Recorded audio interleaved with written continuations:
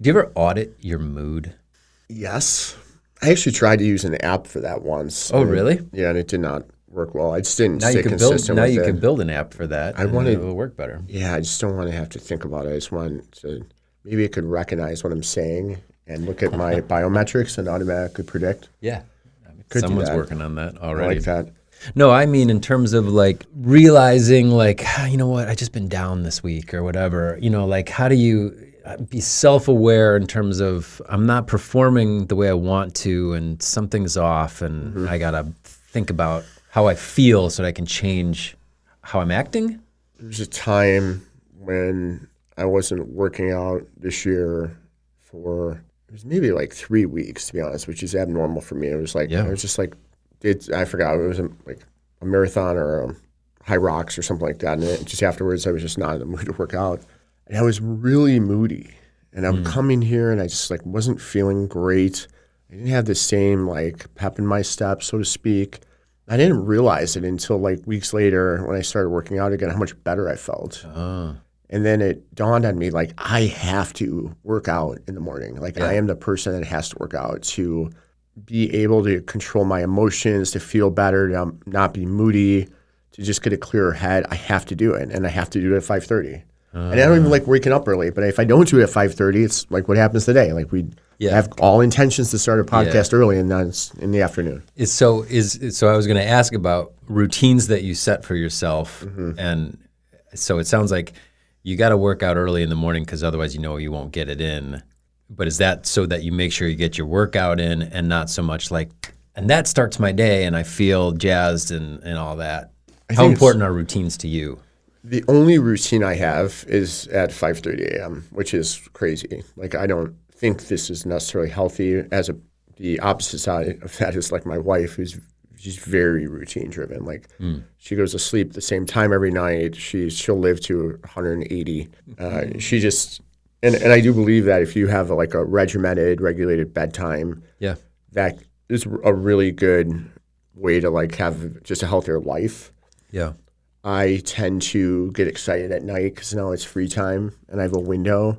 And if I start getting into like coding or building something or thinking about a beer we're going to make, like I could go off for 2 hours and all of a sudden it's like 1 a.m., but I'm still waking up at 5:30. Yeah.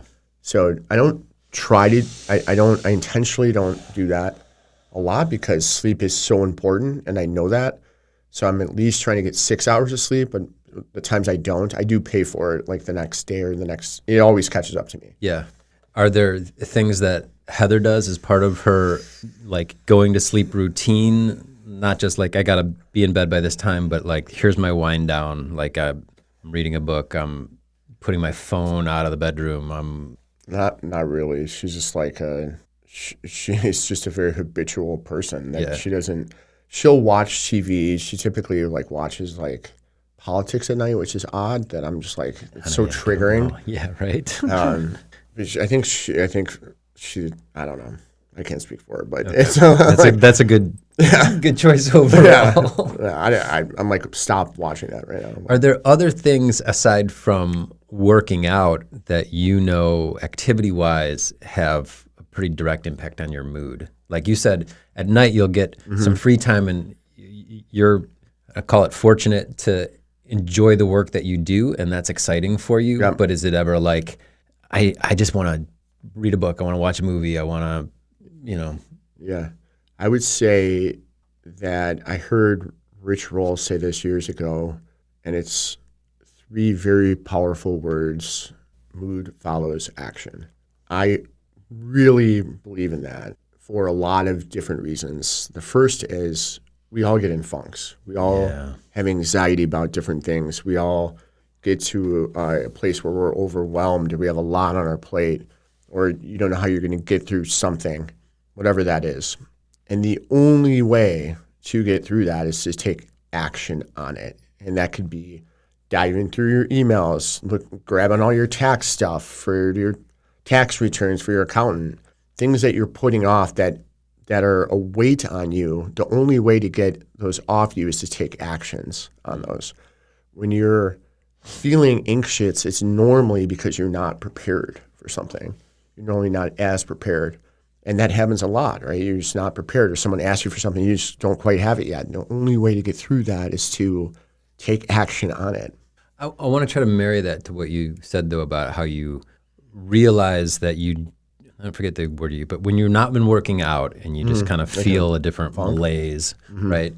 Is working out an action towards dealing with anxiety, or is it kind of like I can't effectively deal with the anxiety that I might have about certain projects or finances or whatever you're dealing with, rather than this action of chip away at those things, but it's like you better take care of your body and mind separately, so that then you can also take the actions, have clarity to take those other more direct actions. Is that a way to? Yeah, I mean, if you're not taking care of what I would call, like, I don't know, let's call it like the base case of, like, your body, your mind, you're working out, you're not going to be in a good spot. What I don't typically do, and I should do it more maybe, is like, let's say it's in the middle of the day, I'm just in a funk, maybe go take a walk or something like that. I tend to just like work through things, even if I'm feeling bad. But just like, I don't know if like in your life, if you've had to step away from a problem because it was just like you couldn't like get your mind around it, and then you step back and you're able to solve it really quickly. Yeah, totally. Sometimes that happens where I got to like get in my car, I got to go, maybe I'll just go to the vitamin shop and grab an electrolyte something and come back, and then just that change of environment seems to help me, which I found important. But I wouldn't like, oh, I need to go get a good workout in right now. Right. I just feel like that I need to be in like I know myself, at least at this point in my life, and it was like, if I don't hit it in the morning, I'm not going to do it later. I'm not going to have the motivation to do it. Yeah. But like doing walks and things like that does help. Is there a way in which being aware of those connections helps ingrain the habit? Like, I think saying this, a lot of people will be like, oh yeah, you know what? Like, sounds like good old-fashioned advice. Go take a walk, right? Like, let's step back, that kind of thing. And you go, yeah, but until you've done it and then really made the connection of, wow, I actually do feel better now, and turn that into a habit. And I'm thinking particularly for younger people. I don't know why, but like, how do you not just get dismissed of like, hey, you should put down your phone, son, and stop scrolling and you'll feel better. It's like, yeah.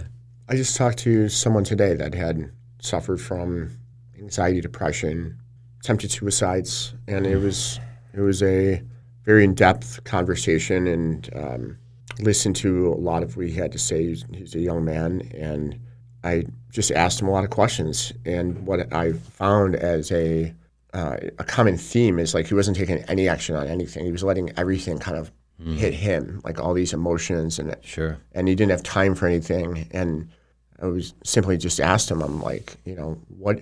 It kind of goes back to what we talk about a lot. It's like, what do you find interesting? Like, how do you start to explore those things?